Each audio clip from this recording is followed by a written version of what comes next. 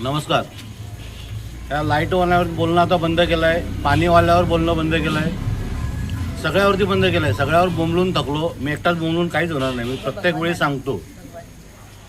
सकाळपासून लाईट गेली यांची, घरात कंपनीची. काकू माझ्याबरोबर आहेत.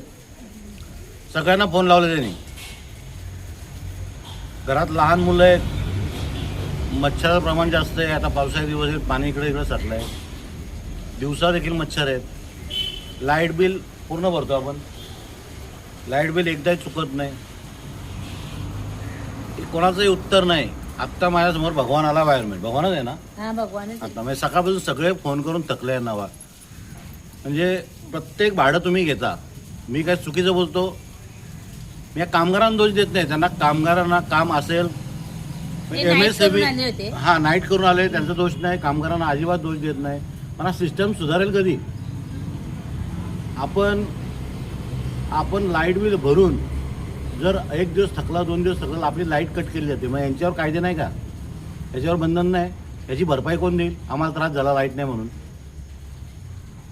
ह्याची भरपाई कोण देईल मला सांगा? तो त्रास सहन करत जायचा आम्ही. आणि जेव्हा लाईट बिल थकलं, तुम्ही येऊन लाईट बिंदाच कापणार, आमच्यावर गुन्हे दाखल करणार. मी तुम्हाला प्रत्येक वेळी विनंती करतो, सगळ्या परिसरातल्या गावांना पाणी लाईट बिल याच्यावर जरा आवाज उठला किंवा माझ्या सोबतीने या. आपण यांना नाही सरळ केलं ना, माझं नाव मिलिंद कांबळे नाही. नुसत्या व्हिडिओ घेऊन बोलून काही होत नाही. आज यांचा प्रॉब्लेम नाही, एकच घराचा. बस झाला. त्यांच्याकडे कोण लक्ष देणार नाही. तो मुकेश टाकला. मुकेश कामावर आहे. मुकेशने मला फोन केला, साहेबांना नंबर केला. साहेब तिकडनं बोंब मारत असेल फक्त. आता हे कर्मचारी किती आहेत? कर्मचारी किती पाहिजेत? त्यांना कामं किती आहेत? त्यांना आपण बोलू शकत नाही.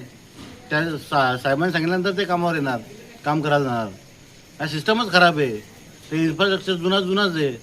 पावसाळ्यात किती त्रास सहन केला लाईटचा आपण. याच्यावर कोणाला लक्ष आहे का ना? इथले कार्यकर्ते कुठे आहेत? मी तर दरच वेळ बोलतो. एकही कार्यकर्ता बोलायला तयार नाही, कोणी बोलायला तयार नाही. प्रत्येकाच्यावर वेळ आल्यावर प्रत्येकाने बोंबलायचं का? बघा, सुधारा. अजूनही वेळ गेलेला नाही. सगळ्यांनी एकत्र आलो आपण, त्यांना ठोकून काढू आपण सगळ्यांना. धन्यवाद. आता सकाळपासून त्यांनी फोन करून आता भगवान आला. आता भगवानची परिस्थिती याची. भगवान कर्मचारी आहे. भगवानचा काही दोष नाही. भगवाननी नाईट केले आणि आत्ता जस्ट त्याला फुरसत मिळाले, तो आत्ता डायरेक्ट तिथे झाला आहे. म्हणजे यांची जबाबदारी नाही का कर्मचारी भरणं? जबाबदारी कोणाची आहे? ठेकेदाराची. म्हणजे सगळ्याकडून कपात करणार, आम्ही कर्मचाऱ्यांना दोष देणार आणि कर्मचारी कमी करून हे ठेकेदार पैसे कमवणार. ही अशी साधारणतः परिस्थिती. आता तो करेल, अजून त्याला परत नाईट करायची राहते. त्यांच्यावर पण एवढा ताण आहे. त्यांना वाटत असेल मी या कर्मचाऱ्यांबद्दल बोलतो. माझा कर्मचाऱ्यावर काही रोष नाही. कर्मचारी हे आपल्याच परिसरातले जे सर्वसाधारण कुटुंबातले, ते काहीच करू शकत नाही. त्यांना साहेबांनी सांगितलेलं काम करतात फक्त ते. त्यांचा काय दोष आहे? हा सिस्टम सुधारणं आपलं काम आहे. ते आपण बघूया आता कसं सुधारते ते. साहेबाला